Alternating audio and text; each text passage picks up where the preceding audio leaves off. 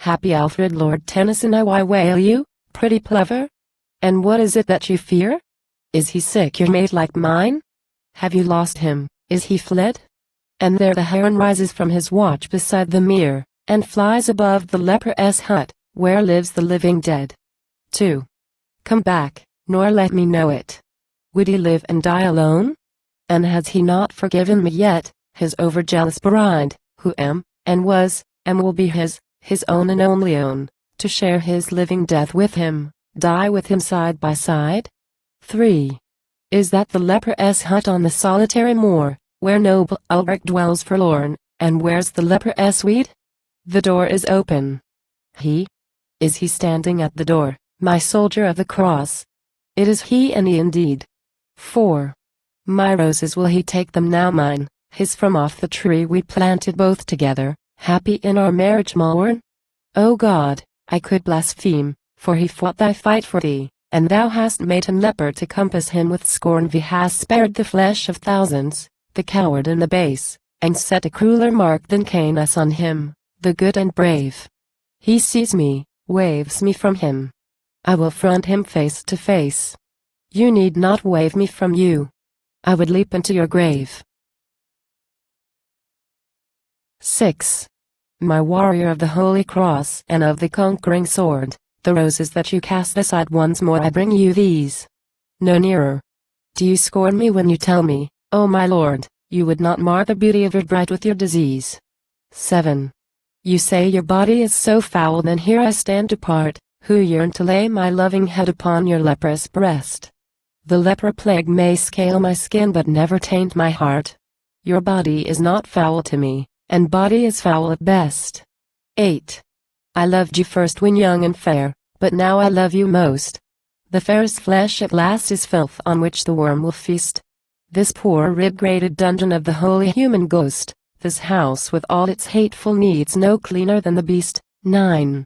This coarse diseaseful creature which in Eden was divine, this Satan-haunted ruin, this little city of sewers, this wall of solid flesh that comes between your soul and mine, will vanish and give place to the beauty that endures, the beauty that endures on the spiritual height, when we shall stand transfigured, like Christ on Hermon Hill, and moving each to music, soul and light, shall flash through one another in a moment as we will. 11. Foul? Foul? The word was yours, not mine. I worship that right hand which felled the foes before you as the woodman fells the wood, and swayed the sword that lightened back the sun of Holy Land, and clove the Moslem crescent moon, and changed it into blood. 12. And once I worshipped all too well this creature of decay, for age will chink the face, and death will freeze the supplest limbs, yet you in your mid-manhood owe the grief when yesterday they bore the cross before you to the chant of funeral hymns. 13. Liberami, Domini. You sang a psalm, and when the priest pronounced you dead, and flung the mold upon your feet, a beauty came upon your face, not that of living men, but seen upon the silent brow when life has ceased to beat. 14. Libra knows, Domino, you knew not one was there who saw you kneel beside your bier, and weeping scarce could see. May I come a little nearer, I that heard, and changed the prayer and sang the married nose for the solitary me. 15. My beauty marred by you? By you. So be it. All is well if I lose it and myself in the higher beauty, yours. My beauty lured that falcon from his eyrie on the fell, who never caught one gleam of the beauty which endures. 16. The count who sought to snap the bond that linked Deus life to life, who whispered D me your Ulrich loves a little nearer still, he hissed D, let us revenge ourselves, your Ulrich woos my wife a lie by which he thought he could subdue me to his will. 17. I knew that you were near me when I let him kiss my brow. Did he touch me on the lips? I was jealous, angry, vain, and I meant to make you jealous. Are you jealous of me now? Your pardon, oh my love, if I ever gave you pain. 18. You never once accused me, but I went alone, and sighed in the winter of the present for the summer of the past. That icy winter silence, how it froze you from your bride, though I made one barren effort to break it at the last. 19.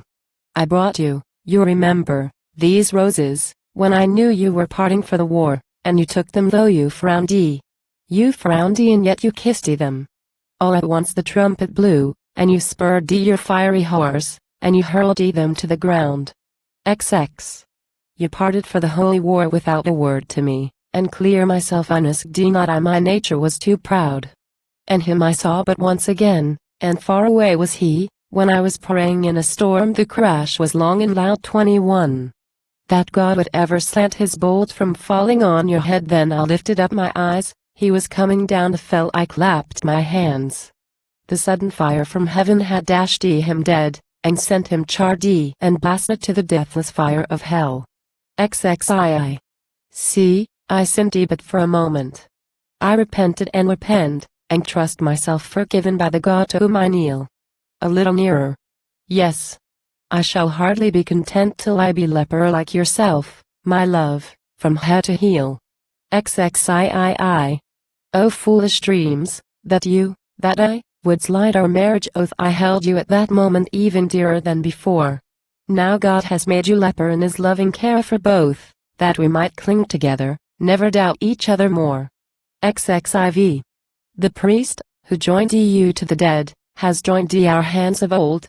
If man and wife be but one flesh, let mine be lepers too, as dead from all the human race as if beneath the mold. If you be dead, then I am dead, who only live for you. XXV.